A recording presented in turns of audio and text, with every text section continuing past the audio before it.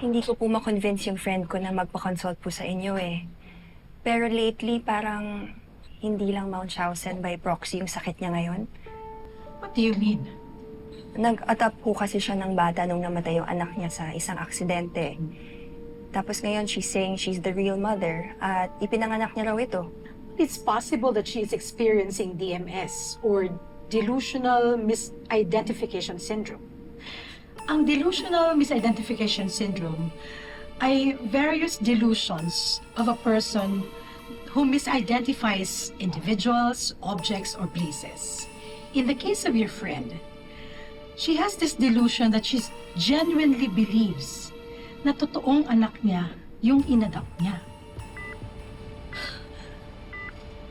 Maria Angela. Anak ko. Nasa panganib ang buhay mo dito. They're going to collect your DNA samples. Tapos dadayain ni Emma ang resulta nun para tuluyang kanyang manakaw sa akin.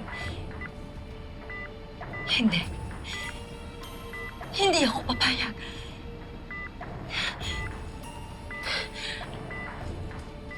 Kailangan maialis kita dito.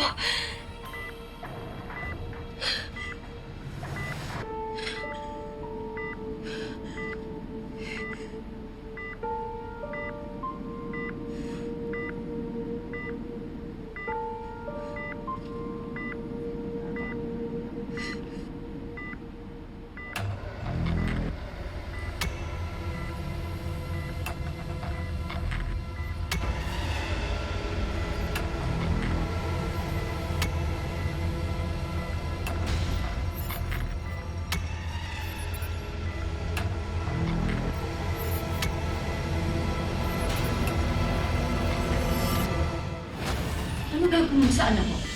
Ha? Nanakawin mo ulit? Itatakas mo? O gusto mo na siyang tuluyan? Ano?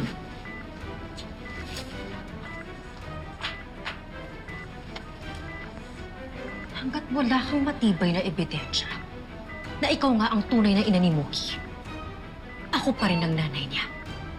At ako pa rin ang may karapatan sa kanya.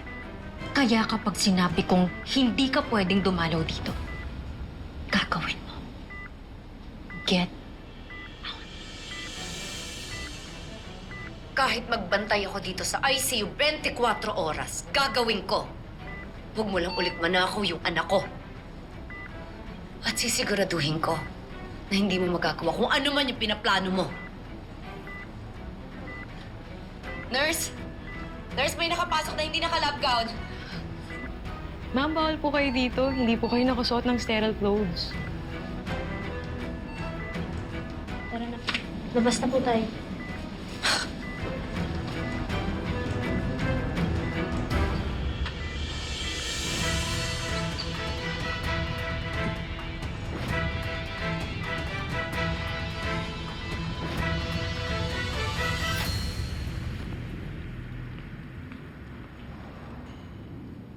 Delusional disorders are serious mental health conditions, and they often require treatment and support, lalo na at may MSBP pa ang kaibigan mo. Kailangan mo na siyang dalhin sa akin, Astrid, bago pa may magawang hindi maganda ang kaibigan mo.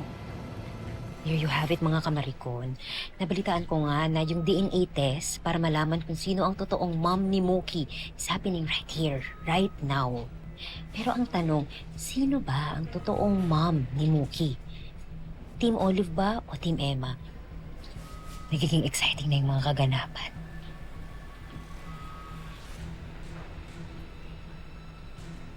You know what, Emma? You look so tired. Mukha ka ng lantang gulay. Siguro dahil pagod na pagod ka na sa pinaglalaban mo.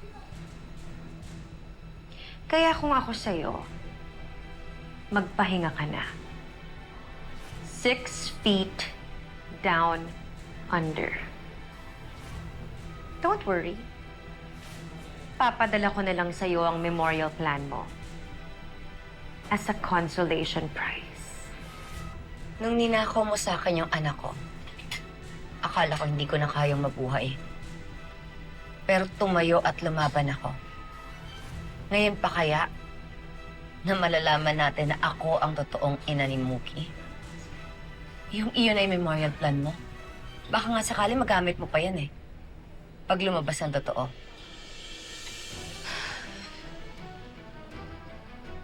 For you.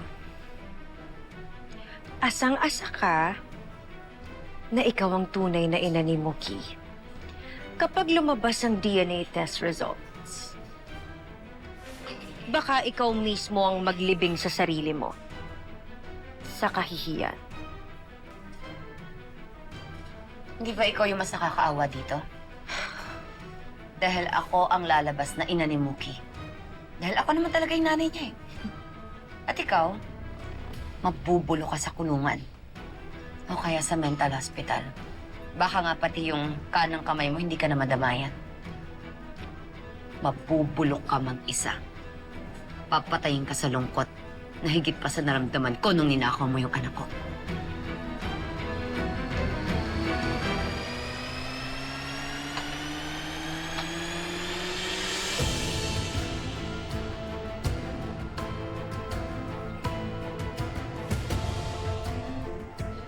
It's a good thing na cousin mo yung pharmacist namin. Yes, ma'am. Mabilis mo naman magagawa yung pinagagawa ko sa'yo dahil dito ka nag-work. Kapag lumabas na yung DNA test result, dadagdagan ko yung bayad ko sa'yo. Salamat po, ma'am.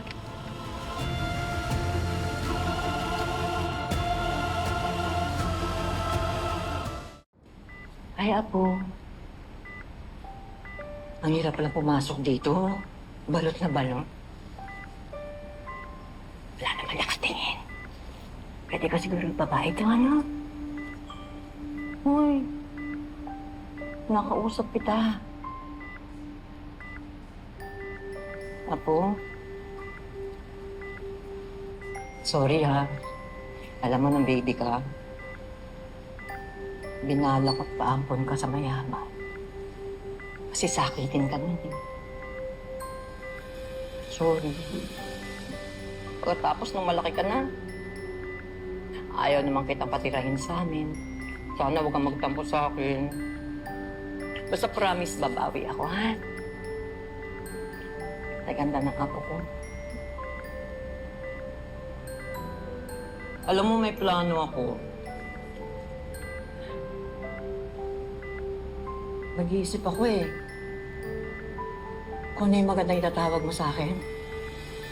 Kasi ayoko ng lola. Ako naman, apo. Ayoko. Lakas makatanda ng lola. Di ba? Alam mo naman ako maarte.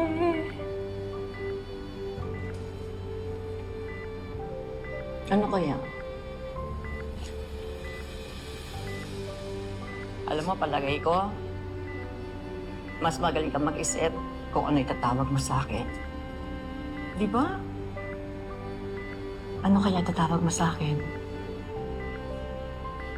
Ha, Apo? Gusto ko marinig eh. Kaya sabihin na, Apo.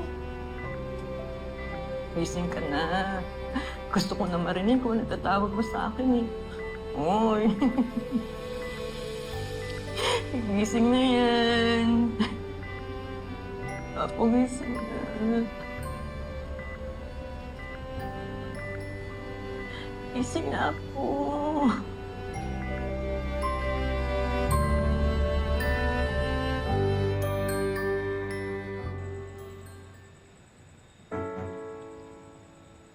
Emma's really getting on my nerves.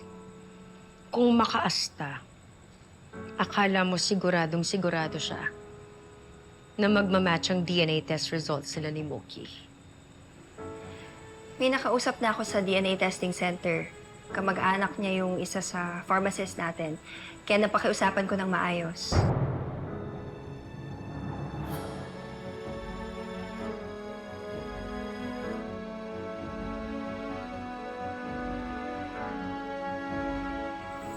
And I'm pretty sure magmamatch na yung DNA test niyo ni Mookie.